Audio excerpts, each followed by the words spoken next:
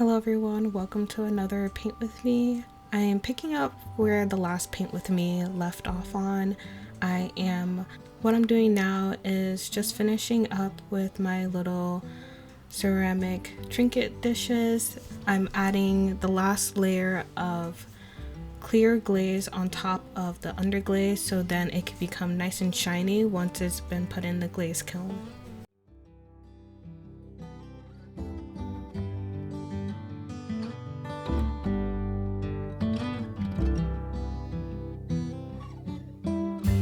Through the arbor, in the garden room,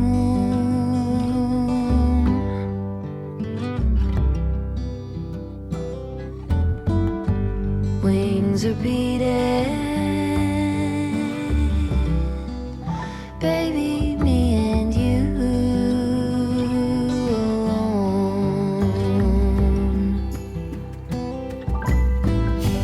Pencil drawing phases of the moon,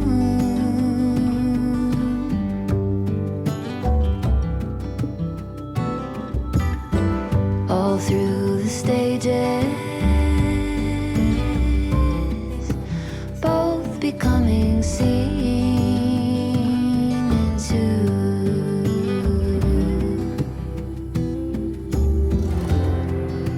Slowly we take on phosphorescence. A few days ago on social media, I saw a post that Colorado was releasing wolves back into the wildlife population, and I thought it was really interesting from a wildlife perspective, the story behind wolves and their declining in population, the reintroduction of wolves into the wild. I wanted to come up with a series of paintings to document those emotions and that part of our time in history. I am thinking maybe a series of 5 paintings, but right now I'm only working on one, and I thought it was a story that I could tell, but I want to do more research. I don't want to give a lot of misinformation. I don't know a ton about the history of gray wolves in the US. I know that their population is very small. I know that humans have been impacting their population due to hunting, and that's led to the overpopulation of the deer in the US. I want to do more research because it's been many years since I've been in the wildlife community, even though that is what I went to school for.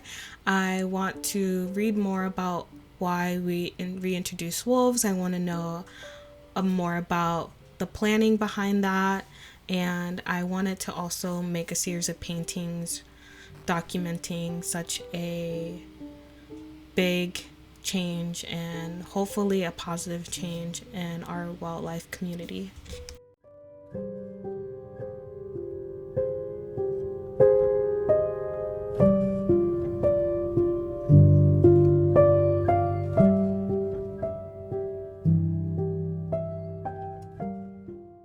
Hey everyone, I'm just coming on to give you all a recap. Last night I worked in the sketchbook and I did end up painting this sketch. I did watercolor and gouache. I just did gouache on the face just to see if I would like it, and I think it's a pretty cool concept and idea. I did work on a final sketch yesterday. Let me put you on the tripod so I can talk better. Alright, I'm gonna clean and talk at the same time. So what I was saying was I forgot that I had an art show to go to. My friend was showing one of her pieces at an art show. She was showing her first ceramic piece, and it was local at the oceanfront, and I completely forgot. I had dropped off my partner at the airport and I completely forgot that I said I would come. So she did text me and was like, hey, overflow parking is in this area, and I was like, oh crap. So I like hurry up and got dressed and ran out the door, and I can insert some pictures now of what everything looked like, what her piece looked like. It was so cool. She did get an honorable mention, and I thought that was pretty cool too.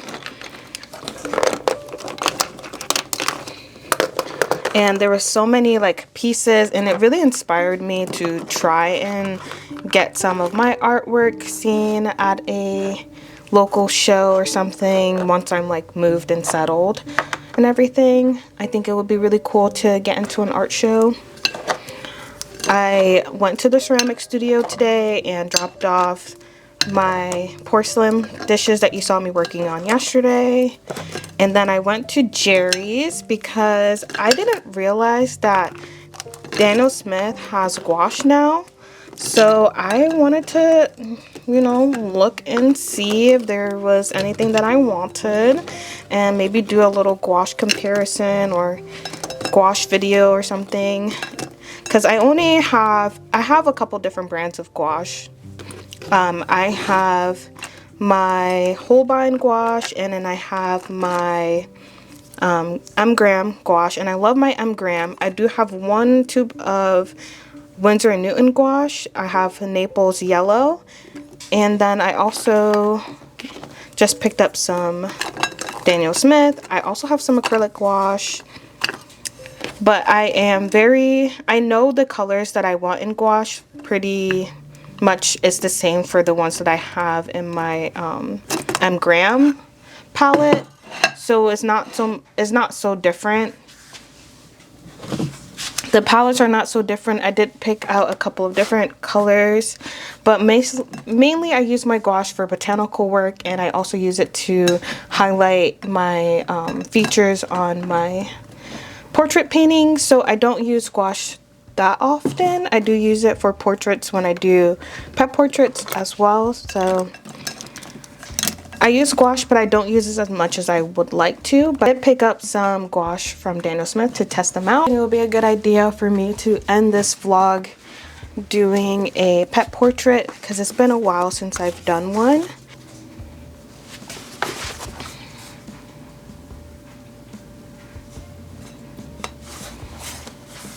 In the sketchbook, I have basically all of the gouache colors that are in my palette.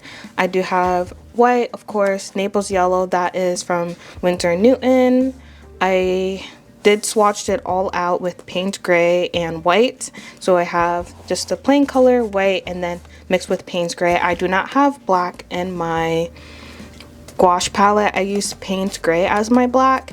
I have cad yellow, yellow ochre, permanent yellow orange, brilliant orange, cad red, quinacridone rose, quin violet, alizarin crimson, burnt sienna from Holbein, and then this is burnt sienna from M. Graham. So obviously there's a difference.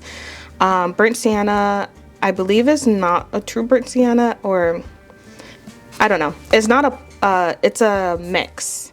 So it's not a pure pigment, or a single pigment, I should say. It's mixed with PR 101, so it does have a red, so it does give a nice warm hue, versus like when I mix white with M. Graham's burnt sienna, it's very muted. This one just brings out the lighter red tone in the burnt sienna, so I do like having both of them. And then I have burnt umber, leaf green. I love using this green and olive green in my palettes. I have hooker's green, emerald green, turquoise blue. This is my #1 OG. I don't know what I'm gonna do when I run out of this. I do need to buy a new tube. I should have done that. I do need to buy a new tube of Holbein's turquoise blue because that is a staple in my palette. I have cobalt, ultramarine. I cannot pronounce this word, but it is another blue that I really love for botanical work.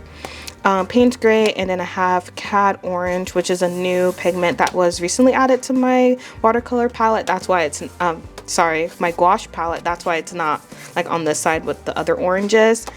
But I did add this color because I was struggling to like get a true orange and like a true orangey brown for my pet portraits. I was struggling a lot with like getting that orangey color, and I tried doing a mix on my own, but it just didn't work out really well. I don't remember if I used cad orange in here. I probably did. I didn't in this one. I don't think I did. I did a mix. I think I used my pre-mixed orange for this. I think this is my pre-mixed orange that I tried to make to help me with painting orange cats. And two, I was like, you know what, I can't do it without cad orange, so I did get cad orange for that.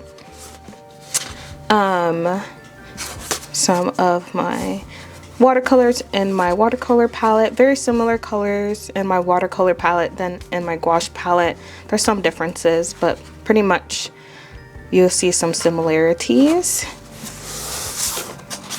In this painting, I definitely use cad orange, and I do like the orange hues that come out in this painting. And then I have some swatches of some of the handmade watercolors that I have, the shimmer ones. I have new shimmer watercolors, and I should swatch them out in this book too, so that would be something to do tonight. And then I'm gonna do a pet portrait here. I only have a few more pages. Oh no, I didn't realize I had so little pages. I only have a few more pages left. Oh no. All right.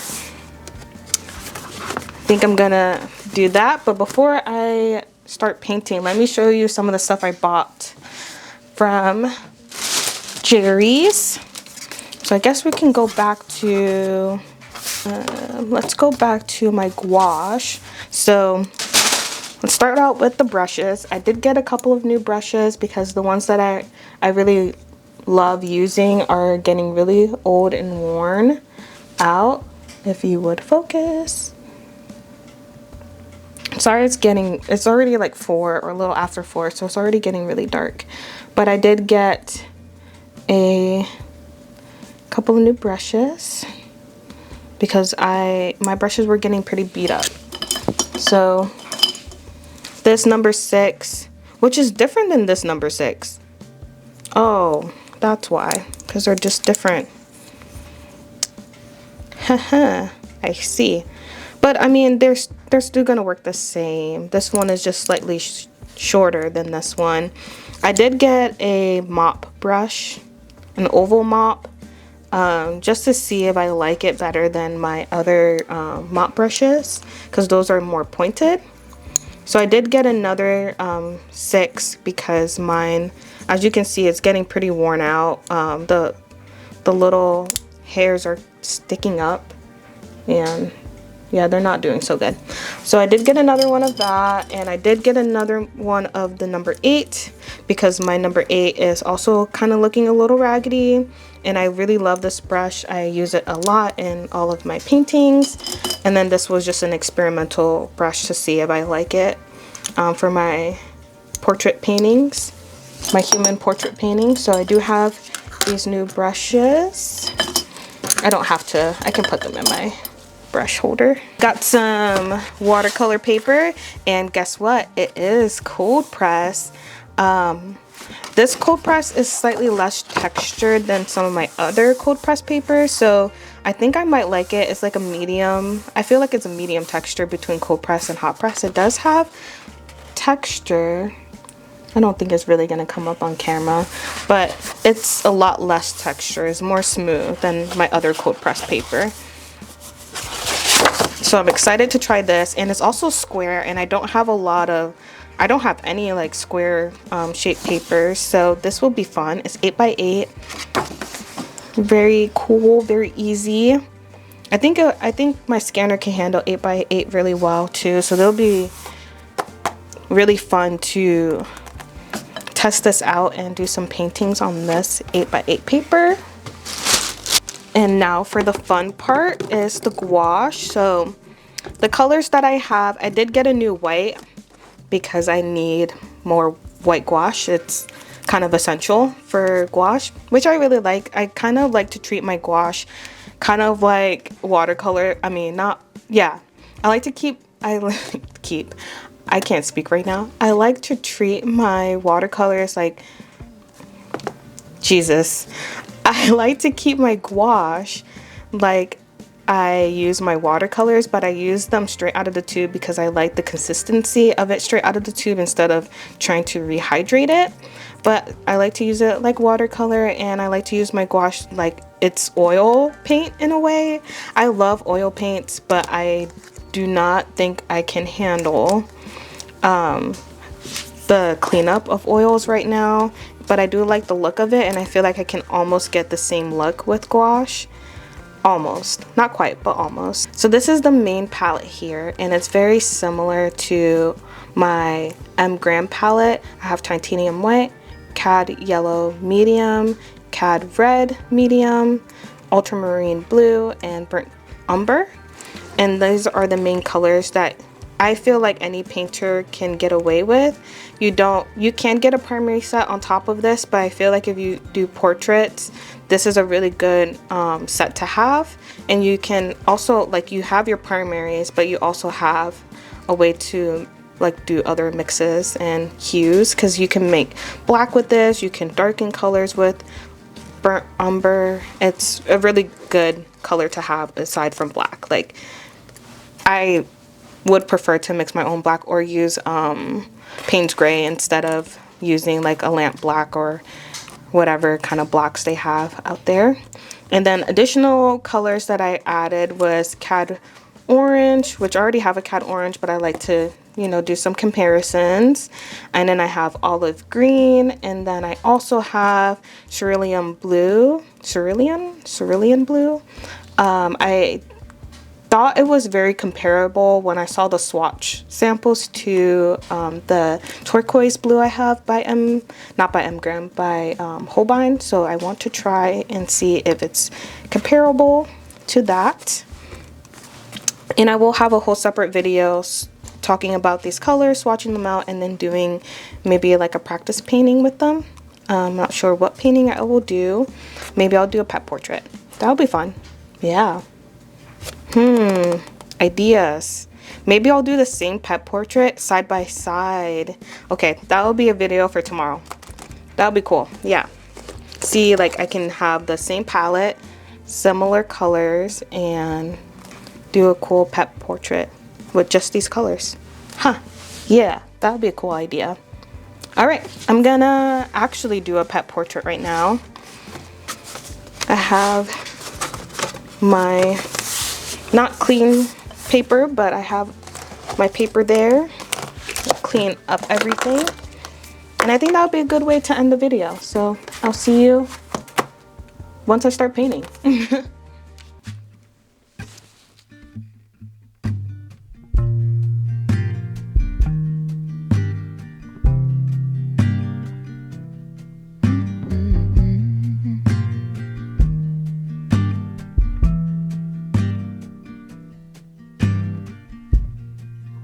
Soft, turn the key and cooler on. Push a pause for relief. Free pass, you don't even have to ask to be the cat in the sun. Someday I will see the whole deal through today. I've got better things to do, okay, to leave a little bit undone and be the cat in the sun.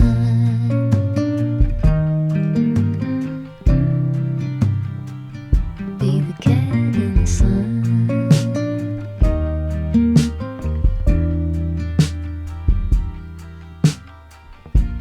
Set aside every empty spreadsheet line and loosen up on the grind.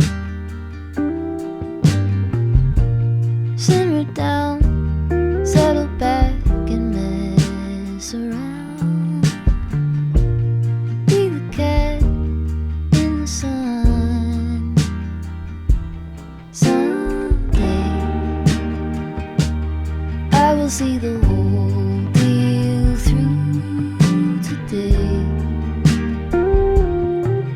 got better things to do.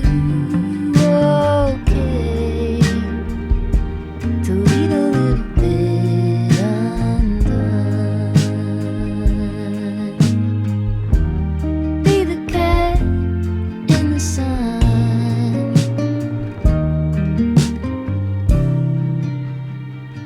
Be the cat in the sun.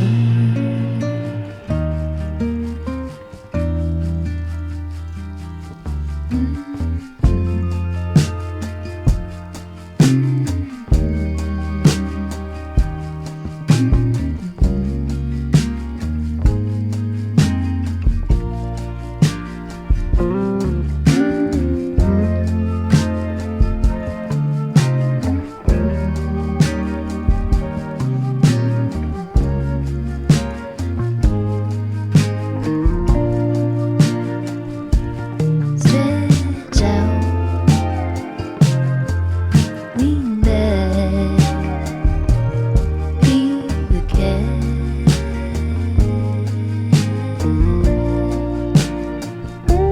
Stretch out, lean back, be the cat.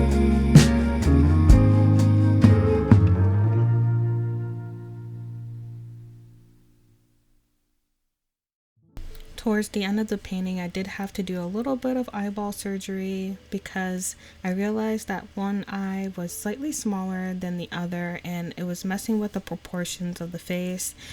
Mainly this was due because I didn't do a very solid sketch. I did a very rough sketch, just wanted to get into the painting process, and I knew that the proportions were going to be slightly off, but I didn't know how badly they were going to be off. If I would have done this portrait again, or if I wanted to do something similar to this again, I would definitely take some more time to finalize the sketch and make sure that the sketch was really solid before I started painting. The sketch is okay, but because of like the minor imperfections, the features were slightly off and not really perfect. I did like one side better than the other, and as you can tell, I was covering it up, seeing like, hey, if I could just have this one half of the face, it would be great. I didn't realize how long these portraits take me, but I really enjoy making them because I feel they're very freeing and I get to play with colors a lot, but they do take me a long time to do. I think it's because I haven't been making any paintings in my sketchbook in a while. I haven't been painting cat portraits in a while, so I'm a little bit rusty as well. But I hope you enjoyed this painting process and having a little chill paint with me. I hope to see you all in the next one. Bye. Take care.